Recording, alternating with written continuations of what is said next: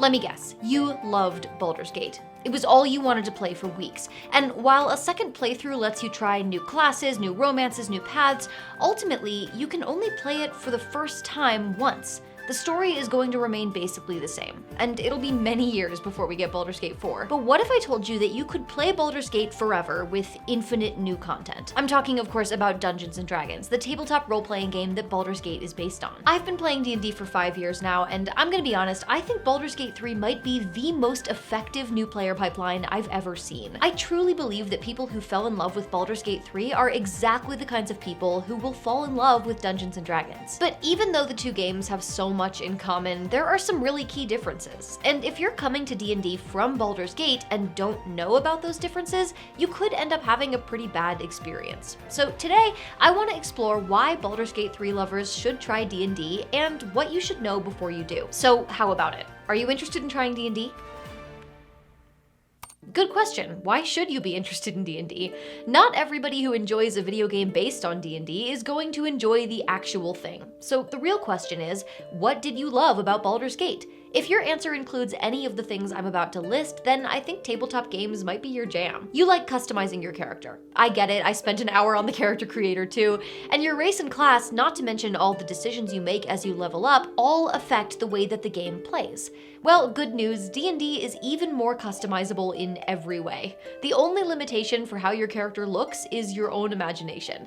And not only do you get all the races and classes from Baldur's Gate, you get more.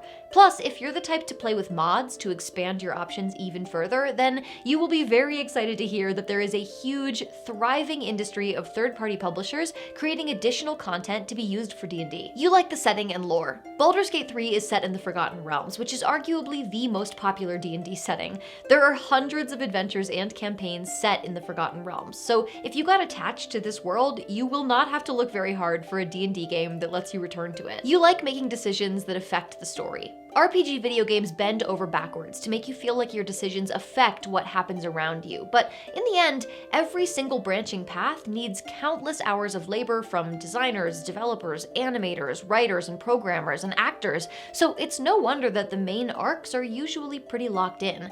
But with D&D, the world is being created in response to your choices. The decisions you and your fellow players make at the table literally create the story of the game. You like finding creative solutions.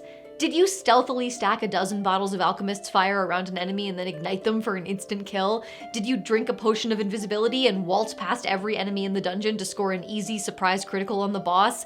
If you like working out unexpected ways to get around encounters, you are gonna thrive in D&D. A video game developer didn't have to think of something first in order for you to be able to do it. Plus, most D&D games respect something called the rule of cool. It basically just means if you come up with a really creative solution, a lot of DMs will let you try it, even if it's not strictly within the rules. Now, I want to be clear, while the creators of Baldur's Gate did an absolutely incredible job with this game, there are some things that you simply cannot accomplish in a video game format. It can only be so customizable. I truly believe that D&D's biggest strength is that it can be exactly what you and your table want it to be. I can't open up Baldur's Gate and go, actually, instead of all this mind flayer stuff, I'd rather play a pirate on a quest for an ancient ruined city that sank beneath the sea. And no matter how many dialogue options are tiefling specific or bard specific, the story of Baldur's Gate 3 is never going to be about my Tav.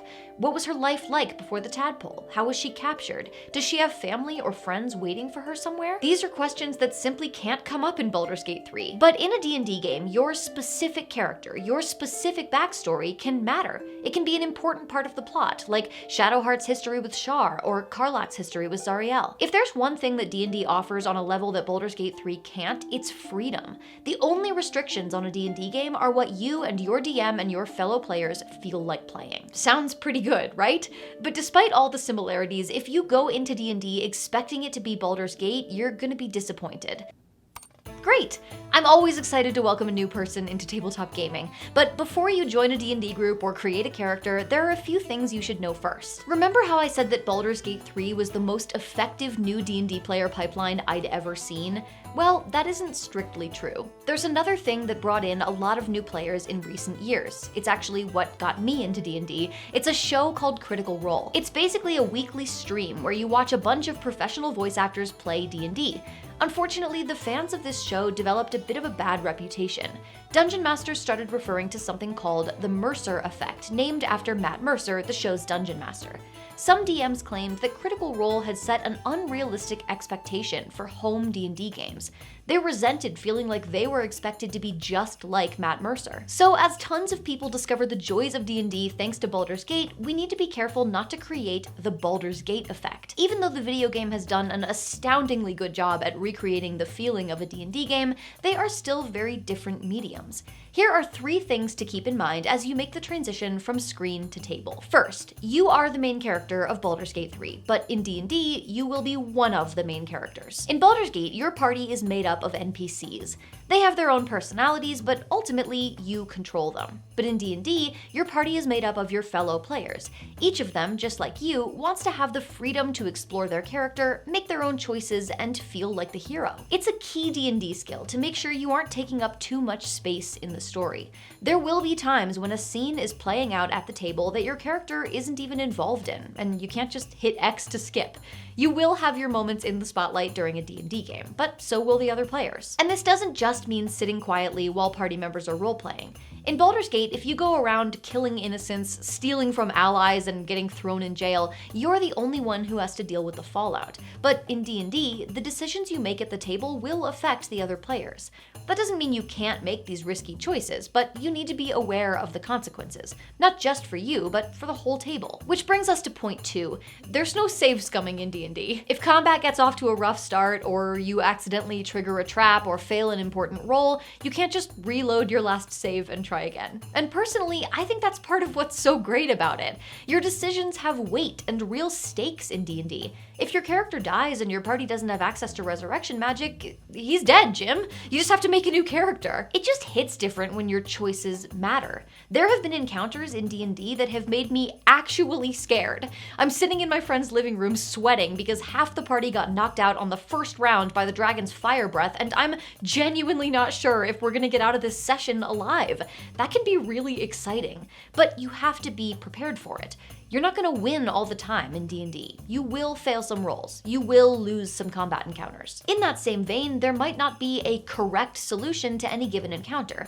You won't be able to press pause and see if anyone on Reddit has figured out how to game the encounter so you get the optimal outcome. In fact, if you're playing a pre-written module, most DMs will be really pissed off if you look stuff up.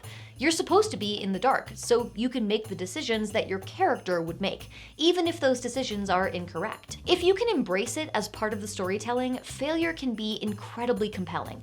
But if you played Baldur's Gate by following walkthroughs and reloading save files every time you mess something up, you're gonna have a very different experience when you start rolling actual dice. And finally, there's the interface. Baldur's Gate does a great job managing all the little fiddly bits of information that make up a D&D game. The game keeps track of when you're concentrating on a spell, how long a potion lasts, when you're blessed. It prompts you when you have a chance to use a reaction. It automatically adds your summoned creatures to initiative. Dungeons & Dragons does not do that.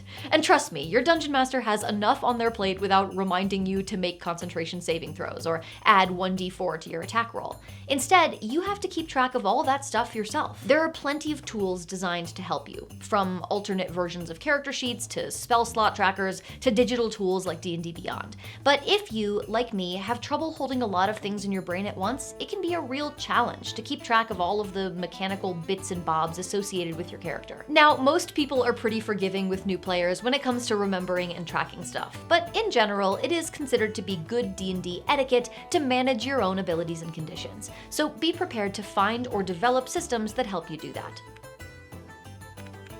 If you're ready to dive into D&D, the next step is, of course, finding a group to play with. Check out this video next to learn how to find the right D&D group for you. And yeah, unfortunately, that's a bit more difficult than buying a video game and hitting the download button. It's kind of like how cooking your own dinner is more difficult than going through the In-N-Out drive-thru. And there is nothing wrong with grabbing a burger at In-N-Out, but you gotta admit, there's just something special about homemade. Whoa, what the